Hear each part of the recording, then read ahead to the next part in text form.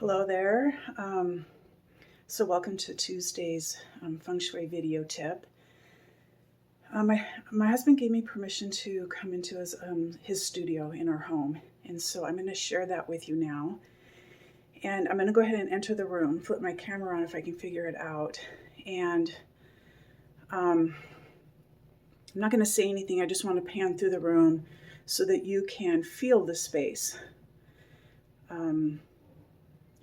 Whatever's going to come up for you. Definitely some things come up for me when I enter this space, but let's give this a try.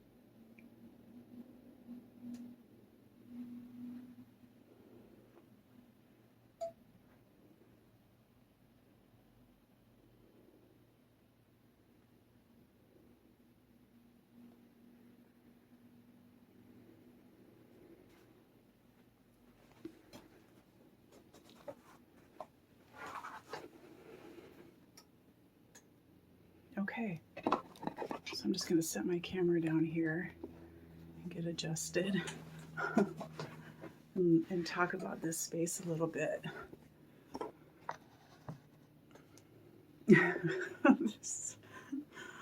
This space. So let me kind of tell you what's going on here. Well, I can't explain what's going on here, but the reason I'm wanting to use this as an example for you is because there's so many times. I mean, I'd probably be safe for me to say that each of us probably has a space in our home that we have no control over. Right? We don't have any say of what's going on in there. We don't have any say in what the decor is or how clean it's kept or what it smells like. There's just, certain spaces. So whether it's, a child or a spouse or a roommate, there's just that space.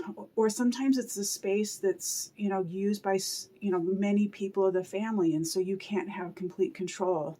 Like the garage is a prime example of this space. So it's really easy for us to get into these power struggles, with our housemates, and let it get under our skin, let it trigger us, let it, create resentment or let it create frustration. And it happens, right? We're human, and I get that because I've been there. But what I invite you to do, because oftentimes when I'm in my clients' homes, this is what I'm kind of having to do, once in a while, is say, okay, you have no control over this space, so what can we do about it? What we can do about it is to be responsible for the way we perceive the space, change the way that we are reacting to the space, to the way that the space is triggering us. So in other words, it's changing your story around what this space is doing to you. And of course, it's, there's obviously some probably deeper connections because the space is connected to a specific person, which might just, add to that because there might be other areas in your relationship where that space might be interfering. But as far as our physical space, and for the relationship, right? Because if we can change our story about the space, it's going to change the story we're telling about a relationship. So to me, one of the most profound things that I can do for myself, as well as for my clients or my students, is to identify the space, identify the energetic symbolism of the space. at a base level. So even if this room was completely empty, right? We were just moving into this house, or this, there's nothing in here. When we lay the compass, the feng shui compass down on the floor plan, our space is divided into 9, hopefully somewhat equal directions or sectors. Some people call them guas if you're studying more of the BTB feng shui. But once you see that division, in a sense, kind of like, this is what this pie-shaped sector means, this is what this one means, it helps us create a better understanding of our space. So my husband's studio right here sits in the northwest direction, right? So if I'm standing in the middle of my house and I look towards his room, I'm facing northwest. Northwest governs or symbolizes helpful people, our spiritual life, travel, benefactors. It kind of exudes our ability to reach beyond ourselves or our home, whether it's through travel or praying, to call in helpful resources, right? They could be Earth's angels or heaven's angels. It's having access to greater wisdom, to greater resources, to magic. All of that stuff is what comes in here. So, gosh, years ago, it would be really easy for me to like come in here and start throwing stuff away and putting stuff away, because there's a lot of stuff that needs to be done. Like the cords is chaos to me. However, this is my husband's space. I have to honor his space, and this is a space that he thrives in. He's a creative person, and he has high wood in his chart. He's a double dragon. He doesn't want to follow the rules anyway, because if I come in and say, do you need some help cleaning up? Then I'm going to come across like a mom or something. So he's going to do things his own way. I want him to have his own space, right? I want him to feel comfortable. I want him to have a space that he feels like he can be creative and thrive in and feel safe in, right? That he can express himself, whether it's through playing the guitar or his vocal work, his audio video stuff that he does on the computer. I want him to be able to have that space. And if it means surrendering, a 12 by 12 room to him to have that, that's easy. That's a no-brainer. The other thing I can do, though, is I can look at, he is my helpful person. He is such a support for me. And he supports me not only, in our relationship and as a co-parent, but he supports me in my business. He supports me in my kind of woo-woo crazy endeavors of wanting to be a feng shui practitioner, doing meditation classes, owning my own space. So I really rely on him. He's a huge part of my life in being that helpful person. And it's important for me that my helpful people know that I honor them, right? That he honors me and who I want to be, and I honor him and who he wants to be in his hobbies of, there's 3 snake cages here and there's a lizard cage over here. As you can see, he's got different musical instruments and you name it, it's in here. So change your story. So if you have a room in your house that, I'm going to give you an example. So I have a client who has a roommate who has a really cluttered room, somewhat like this. It's their art room. It's kind of a catch-all. So instead of my client getting frustrated and getting in arguments every time he goes into this room, it's like, okay, well, let's look at the compass and let's see what room this symbolizes. This room occupies the money corner. It's abundance, it's prosperity and wealth and self-worth and that kind of stuff. So how can we change the story about how you see this room and how you react to it? And one thing that came up is like, let's look at this room as being abundant. It's abundantly full, right?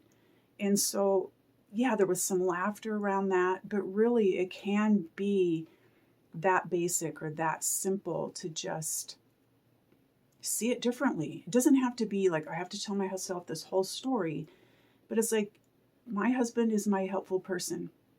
And as long as he, is comfortable in this room and wants to be my helpful person, then I'm okay with whatever's going on here.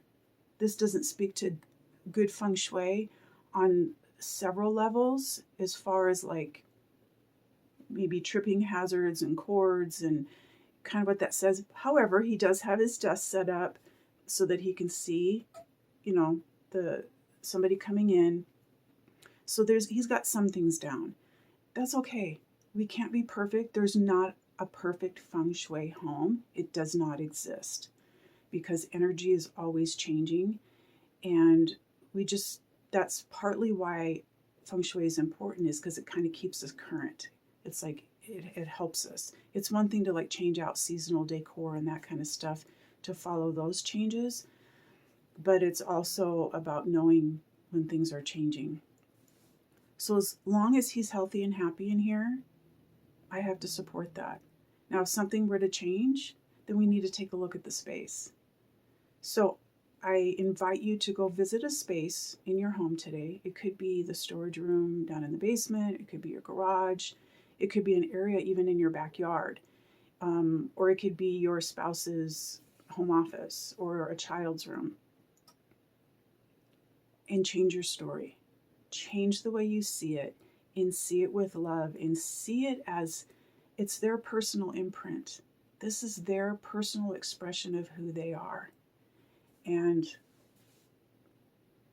you go do you, and they'll pick up some of that through osmosis, the things and the changes that you're making for yourself. But the power struggles around spaces just aren't worth it, especially with kids and spouses. So anyway, there's another little peek into our world. And I do like the snakes. It's taken me a little bit, but the snakes and the dragon. This room also sits completely opposite of the southeast corner, right? If you look at the compass, the northwest is opposite of the southeast, which is the money corner, which is where the dragon and snake energy live. And so there is a spiritual, mystical, magical quality about snake and dragon energy. Even though this is a lizard, this isn't like a mythical dragon. But lots of change, right? With these snakes shedding their skin, each having their own, environment and own personalities and needs. There's a lot of creativity in this room, and I need that when it comes to my spiritual work for the whole family, not just me. This house isn't just for me. So I appreciate the creativity that happens in this room and the self-expression, and that he's not afraid to put to voice, to vocalize that creativity. I wish more. That's the one gift that I wish I had received in this lifetime, was a voice to sing. And so I'm going to honor that and applaud that. And because he's able to do that comfortably in this room, it helps me find my voice to put it out there to you guys, like in this kind of form. Okay, this was kind of a long video, but share your comments below. Share, you don't need to necessarily post a photo of a room. We don't want to like expose, anybody, but even if it's just your thoughts, or follow up, if you do go visit a room in your house and you want to go stand in the doorway and just find a different way to appreciate the space and the person that uses it, share that below. I would love to have this dialogue with you. I could really sit for a while and talk about this. I think it's important. Okay, so have a lovely day, and we'll see you tomorrow. Bye.